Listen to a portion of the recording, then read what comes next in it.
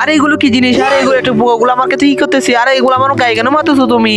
আরে চম্পা বলো না, এগুলো আমার সব ক্ষেত নষ্ট করে দিতেছে। দেখো সব আমার সব পাতাগুলো ফের করে দিতেছে এগুলো পোকাগুলো।